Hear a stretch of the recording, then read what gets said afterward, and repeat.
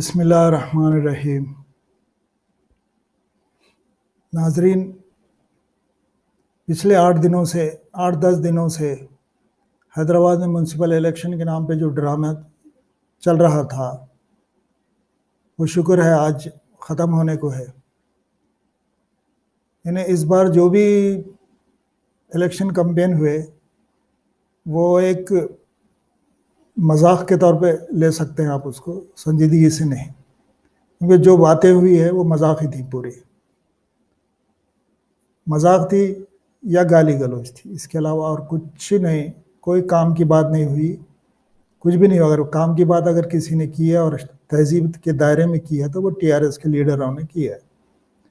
बाकी बीजेपी वालों ने तो जैसे हस्ब मामूल वो लोगों की आदत है,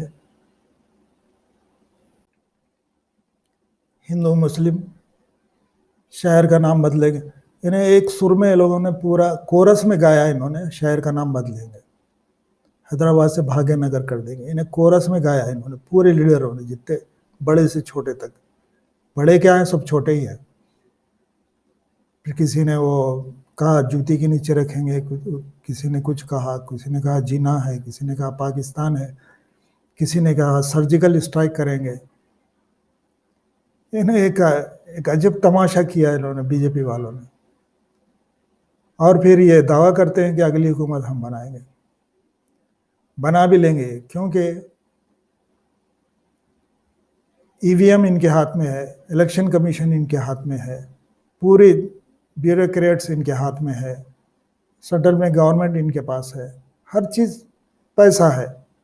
पैसा फेंको, तमाशा देखो, वो हिसाब है इनका।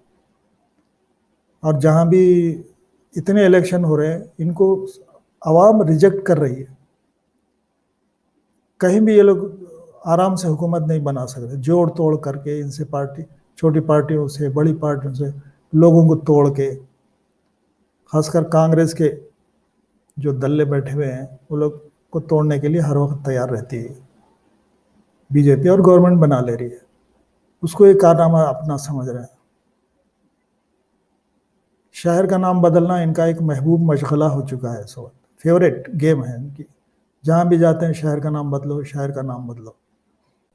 क्या शहर का नाम बदलने से मसले हल हो जाएंगे सब? खासकर शहर में तो वैसे भी डेवलपमेंट, आप जाइए उधर हाईटेक सिटी की तरफ, ऐसे लगता है जैसे हम अमेरिका और लंदन में घूम रहे हैं। और ओल्ड सिटी में आए, ऐसे लगता है कि कोई 100 साल पहले का कोई गांव है। सड़कें हैं, ना पानी है, ना कुछ भी नहीं है। और फिर बड़ी बेशर्मी और ढिठाई से बास पार्टियां कहती हैं कि हमने डेवलपमेंट किया है। क्या किया है इन्होंने? गवर्नमेंट पहले कांग्रेस ने, उसके बाद टीआरएस ने एमआईएम के हवाले कर दिया ये ओल्ड सिटी को। और ओल्ड सिटी में ये लोगों ने ऐसी तबाही मचाई है। अब हाल ही में जो बारिशें हुई है, उससे भी इनकी पोल खुल गई कि क्या डेवलपमेंट किया और क्या किया इन्होंने। यहाँ तक कि जो तबाह हाल लोग थे, गवर्नमेंट ने उनके लिए थोड़ा सा एक पैसा देने का ऐलान किया था, वो भी खा गए। तो डेवलपमेंट तो कुछ है नहीं। अब इलेक्शन में बड़ी ढिठाई से आके हमने ये किया, हमने वो किया, कर रहे हैं ये लोग। और बीजेपी तो हिंदू मुस्लिम कर रही है, उससे समझती है कि ये वोट मिल जाएंगे इनको। टीआरएस ने जो गलती की है उसकी सज़ा अब खुद भुगतेगी। अब इन्होंने जो कांग्रेस को ख़त्म करने के लिए पूरी कोशिश की, किया, कामयाब भी हुए। कांग्रेस के 30 एमएलए थे जब पिछले इलेक्शन में, पूरों को तोड़ लिया इन्होंने, अब सिर्फ 7 बचे हैं। तो नतीजा ये हुआ, कांग्रेस को ख़त्म किया, तो अब मुकाबले में बीजेपी आके खड़ी हो गई इनके। अब मालूम हुआ केसीआर साहब को कि कितने पानी में है ये। और अगली गवर्नमेंट देखना बीजेपी की ही बनेगी।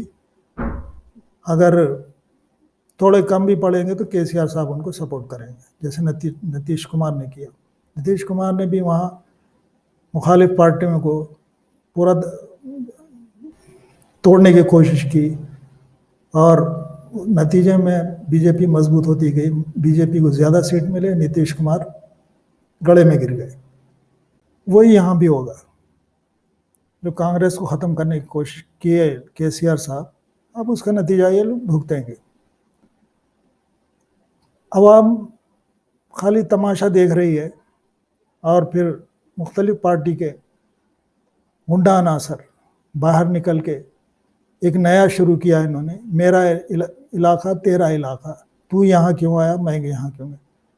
अरे भाई, ये जमहूरियत है, इलेक्शन हर कोई लड़ सकता है, आप भी जाके लड़ सकते हैं, कोई भी लड़ सकता है।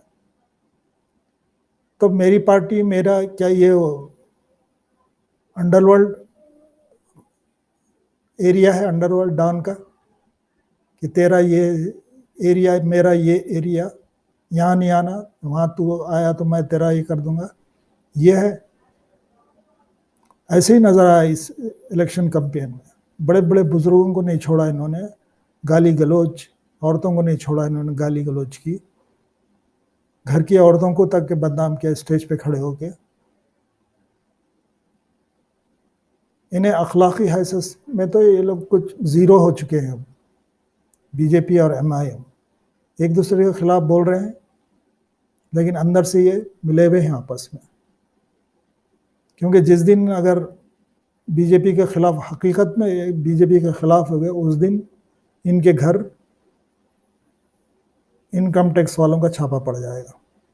फिर इनको हिसाब देना पड़ेगा कि इतनी दौलत, इतने बड़े बड़े महल इन्होंने कहाँ से खड़े किए। तो अब देखेंगे पब्लिक कुछ सुधरती है या फिर वही। ये एक मौका है, अच्छे कैंडिडेट्स को वोट दीजिए, चाहे भले वो कांग्रेस का हो, चाहे एमआईएम का हो, चाहे बीजेपी का हो, चाहे टीआरएस का हो या एमबीटी का हो। जो काम करने वाले लोग हैं उनको दीजिए। एक पार्टी को जिताकर आप मनमानी करने का मौका ना दें। एक ही पार्टी को आप वोट देते हैं, वो मेजॉरिटी में आके मनमानी करते हैं वो लोग। तो हर पार्टी को दीजिए, अच्छे लोग, अच्छे कैंडिडेट्स को दीजिए, ताकि कोई मनमानी ना कर सके। माशाल्लाह।